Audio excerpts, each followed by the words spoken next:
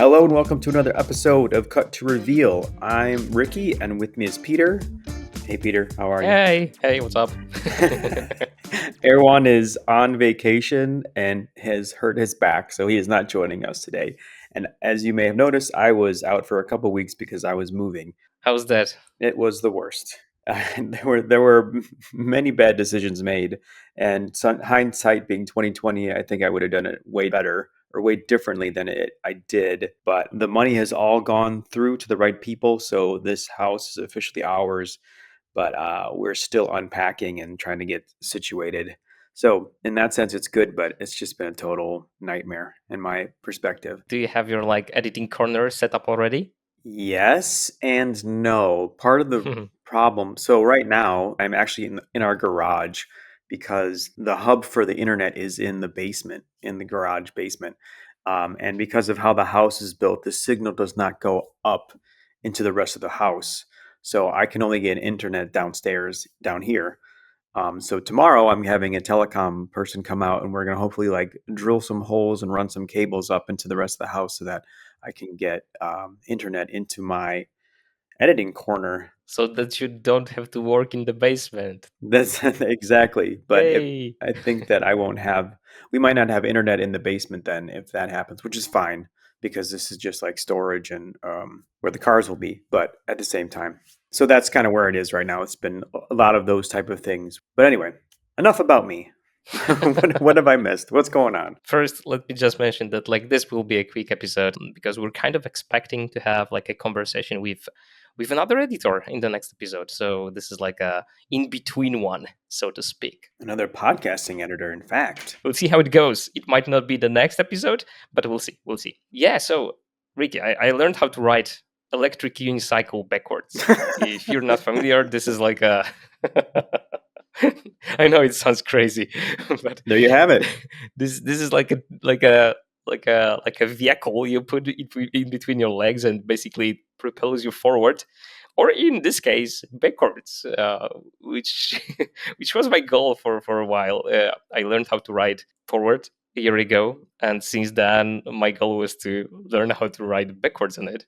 And believe it or not, it's much more difficult. At least it was for me, because I'm not talented when it comes to that thing.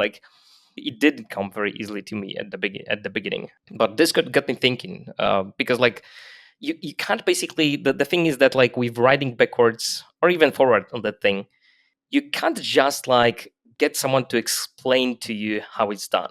It's not, doesn't work this way. I think it's, you could have an analogy with riding a bike, but I think it's even more complicated than that, especially riding backwards, because your brain, once you know how to ride forward, it just have to, your brain have to I don't know, rewire some things for you to be able to grasp how to do everything in reverse, basically everything that you just learned in reverse. Correct. And this got me thinking that with editing, there is only so much you can learn by actually listening to people and learning from books and stuff like that. Obviously it's important to do do these things right, and learn software. You can do it listening, and you can do it trying to replicate what someone has done, right? Even with some editing techniques, you can also try to replicate, and you will be quite close to the end result. But there are those aspects that only can be learned when you're doing the thing over and over again, like the sense of rhythm, right, and pacing, right? And I'm 100% certain that I'm still learning it. Maybe I can do a few meters backwards, right? But Yeah. I mean, I'm trying to do a metaphor over here, but I'm not super fluent as someone like Eddie Hamilton is, and he can go backwards for miles and miles and so on, right? Yeah. Right. So there's different type of learning over here that doesn't come from a conscious thinking and really following any type of instruction, but rather through muscle memory, and even the place where you don't even know what you're doing, in a way where it comes as an instinct to you. That's only something that we as editors can learn Yeah, by doing it over and over again, and as you do it, your sense of it is like sharper and sharper, right? So right now I can do like, maybe, I don't know, like, I, I'm still not very comfortable with riding backwards on the electric unicycle, but I can do it. I can do it in a straight line for like 50 meters, let's say, sometimes less, sometimes more, right? Which is good. I'm very happy with it because it took me a long time. My friends who kind of like got me into riding on electric unicycle, they they are very, very fluent with riding backwards. So I'm the last one to catch up in a way.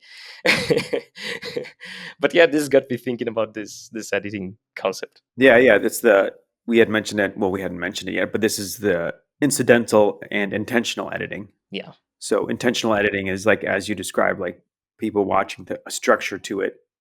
Like you go to school and this is somebody's telling you how to do it, and then incidental is like you're learning as you go, like you feel it and you are picking it up as you're learning it. So like how somebody can tell you how to go backwards on the unicycle, but then how you can translate that to your own body movements is going to be different from you to me, and so it's not going to work unless you're doing it actively. Yeah. I just researched it, and like the incidental learning also occurs to this type of learning you're not even aware of. So when you're not even trying to learn something, right? So this one might be also, I think, that the type of learning we're talking about, maybe more in line with experimental learning, or basically like learning by doing, right? Yeah, yeah. Which is like type of accidental learning as well, because again, it doesn't come from that conscious place. Right. It's can be accidental and incidental within this framework or this idea is that it doesn't have a structure in the same way that intentional learning does. So you hear about this a lot with people who are learning a different language, where even though they want to learn something, they're not like sitting down and looking at a lesson book. They're watching Japanimation. Hmm. They're watching Spanish soap operas. They're listening to German hip hop. Like that's how they're picking up the language. And I think that's similar to how, at least for how I learn in regards to editing, also, is that I'm not a person who can remember or like can pay attention very well when somebody's talking to me for whatever reason. So I learn more by doing. So you can show me how to do it, and then I have to do it repeatedly to pick it up, and then that's how I get into that incidental, and then accidental, and then experimental, and that's how I am learning things and picking up on things rather than being like, okay, well, this is how you know. And there are certain tricks that I've learned that people have been able to show, but at the same time there are certain things where like you had mentioned rhythm and pacing, and knowing when to cut, like that stuff comes with time. Like you just don't know that off the bat. It's like you have to edit a lot certain situations, to pick that up and to figure that out. So there is that. So there is that. So that's a thing. Listener, are you an intentional learner or are you an incidental learner? I think all of us are like a mixture of all of these, but yeah, but probably some of us have like preference, right? When it comes to that, some like preference and the way that we learn better. But for like editing, like basically, you need all of these types of of learning. That's what I think, at least. Yeah, I think that there's benefit to it for sure. I feel like if you are into film and cinema as a filmmaker, that like because we didn't go to film school, and it's argued that we are filmmakers, so you don't need to go to film school to become a filmmaker. And I think just watching films is its own incidental kind of education, and you hear about it all the time. And Eddie Hamilton is a good example of that, where he was like, my knowledge of film didn't come from going to film school; it came from editing different movies over and over again, and all that stuff. That's how he learned his film intelligence came from that, rather than like I just watched all these movies. From what I recall, if you if you go back and listen to that episode, maybe he'll say it better than I just did. But I remember that he didn't really go to film school in the same way that classically trained filmmakers do, I guess. Yeah. When you edit, it's experimental learning. When you're watching, this could be actually accidental learning as well, right? Because you pick up on patterns and stuff like that, not being aware of. Uh, and the pacing and stuff like that. You pick up on this stuff without even being aware that you're doing it. Right, right. I wonder at what point it's from accidental to incidental, because they're accidental is like, oh, you're noticing it, and then after that, it's like Okay, sorry, maybe I'm mixing up the words. accidental is like, oh, it just is a surprise, and incidental is you're just going about your day and you're picking up things as they come Yeah, so along. it's incidental. Sorry. It's- It's good you're here. If it would be everyone over here, we wouldn't even pick up, on this mistake. Good to have you back, You'd just be Ricky. an asshole about it, probably. You're welcome. I'm glad to be back. It's been too long. This house has made all things of light go out. So it's nice to be back.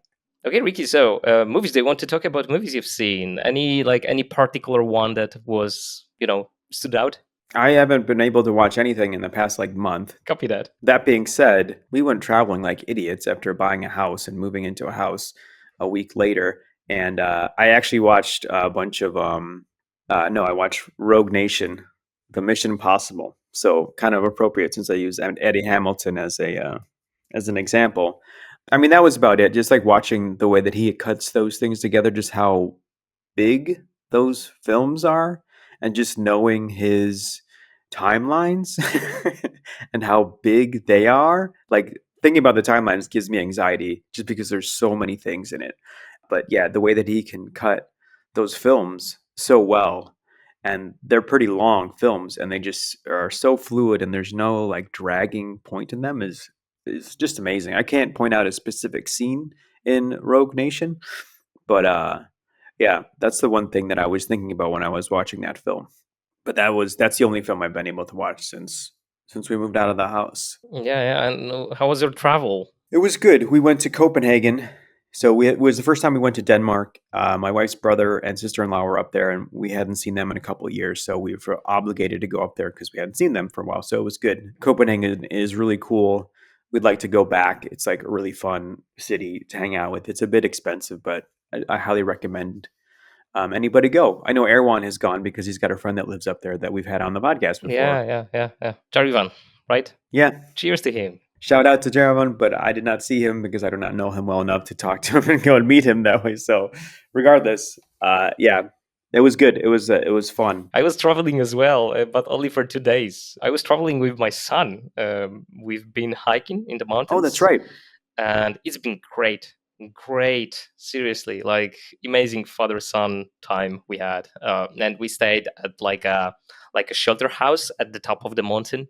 So Oh, cool. amazing. Seriously, like great. Such a great time. Even though like we have spent like over 10 hours in a car over 2 days, so with a 7-year-old, right? But yeah, but he did great. He didn't mind, and he was like, yeah, he was a beast. That's awesome.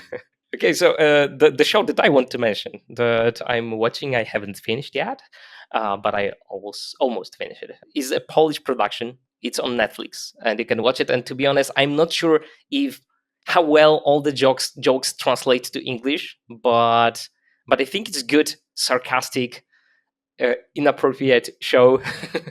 It's called 1670, Okay. like a year, 1670. Okay. That sounds familiar. Maybe, yeah.